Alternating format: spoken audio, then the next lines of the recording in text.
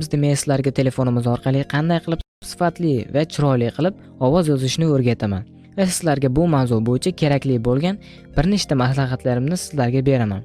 Ovoz bu bilsangiz kerak videolarni sifatli chiqishda kerak bo'ladigan eng muhim omillardan biri deb o'ylayman va sizga ham shunday bo'lsa kerak. Masalan, YouTube ga kirdingiz va undagi bitta videoni ko'rish uchun ustiga bosib ko'rdingiz. Qarabsizki, undagi ovoz mana bunday holatda yozilgan yoki mana bunday holatda yozilgan deylik. Sizga bu video yoqqan bo'larmidi yoki oxirigacha ko'rgan bo'larmidingiz? Albatta yo'q.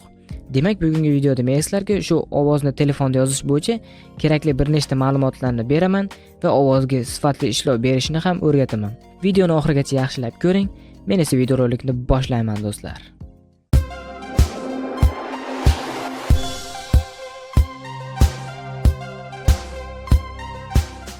Xo'sh do'stlar, bizga telefonda ovoz yozishimiz uchun programma jihatdan sifatli va ovozni yaxshi kачествоda saqlaydigan programma kerak bo'ladi. Ya'ni diktafon desak tushunarliroq bo'ladi. Hozirda yangi chiqayotgan telefonlarning ba'zilarini o'zida zavodskoy diktafon programmasi bo'ladi, ba'zilarida esa yo'q. Shuning uchun men boshqa yaxshiroq diktafon programmasini tavsiya qilaman.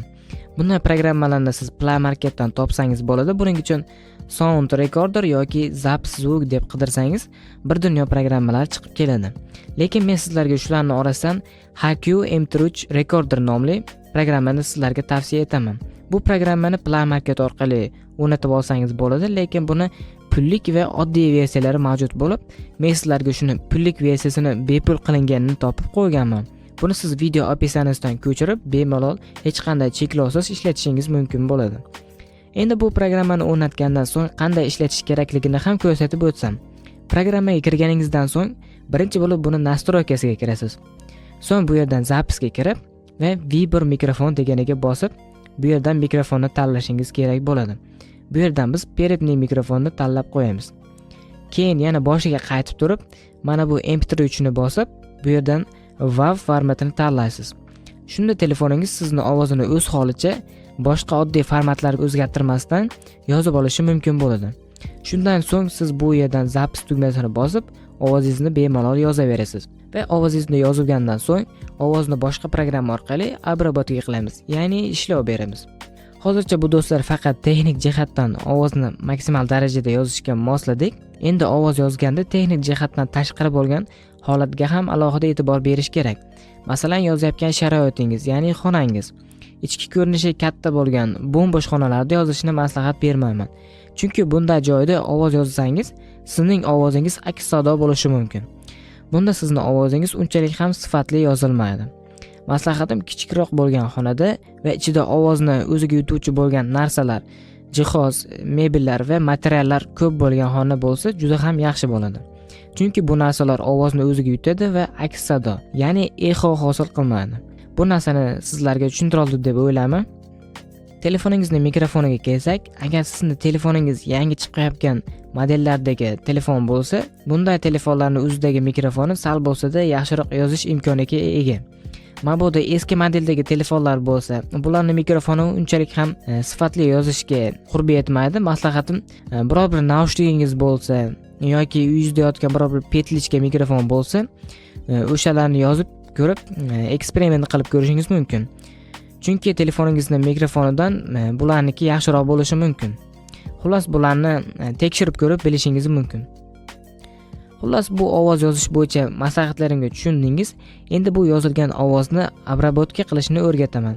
Ya'ni qo'shimcha effektlar berib ovozdagi shum, ya'ni shovqinlarni yo'qotamiz.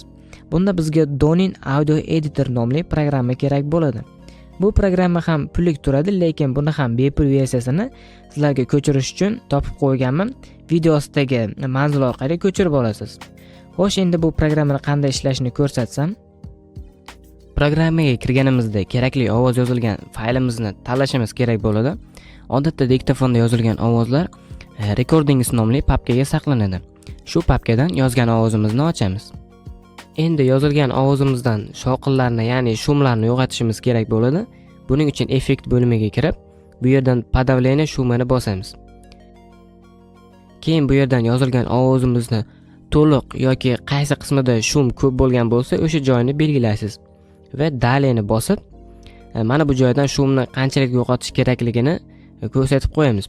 Bu yerga standartni 15-20 orasida belgilashingiz mumkin. Aynan bitta nastroykani sizlarga aytib bera olmayman, chunki hammaning mikrofoni har xil holatda yozishi mumkin. Agarda sizda ovozingiz juda ham shovqin ko'p bo'lsa, shuni ko'proq jildirib qo'yishingizni maslahat beraman. Endi ovozimizda shumlar sal bo'lsa-da kamaydi. Endi bu ovozimizga ozgina bas qo'shamiz. Buning uchun yana effektga kiramiz va mana bu birinchisidagi basi deganga bosamiz. Xohlasangiz mana bu nastroykalarni xuddi mana shu menikidek qilib sozlab olishingiz mumkin yoki o'zingizning xohishingizga qarab belgilaysiz. Va belgilagandan so'ng OK ni bosamiz. Endi ovozimizga sal bo'lsa-da bas bilan chiroyli holatda eshitiladigan bo'ldi. Agar mabodo ovozingiz juda ham past bo'lib qolgan bo'lsa, mana bu grafik juda ham past ko'rinayotgan bo'lsa, buni ko'tarishni hozir ko'rsataman. Buning uchun yana effekt bo'limiga kirib turib, усиление signal deganga kiramiz. Bu yerdan nastroykasini 4-5 atrofida belgilashingizni tavsiya qilaman. Unchalik baland qilib yubormang, chunki juda ham baland bo'lib ketsa, eshitayotgan tomoshabinning qulog'ini yorib yuborishi mumkin. Va shu yerdan o'rtacha 4-5 atrofini belgilab turib OK tugmasini bosamiz. Va mana bu grafik xuddi mana shunday ko'rinishda bo'lishi kerak. Sizda ham mabodo bu juda ham baland, mana bu grafik juda ham baland ketgan bo'lsa, shuni mana shunday holatga keltirib, baland bo'lsa pasaytirib olasiz. Bu tayyor bo'lgan ovozimizni saqlash uchun mana bu belgiga bosamiz. Endi tepasiga nomini yozib, pastiga izmenit papkadan qayerga saqlashni ko'rsatib, formatga esa WAV ni tanlab, so'ngra OK tugmasini bosamiz va mana ovozimiz saqlanadi. Shunday qilib do'stlar, ovozga sifatli ishlov berishda, menikiga o'xshagan video darslik tayyorlashda yoki biror bir videoni dublaj qilishda shu usuldan foydalansangiz bo'ladi.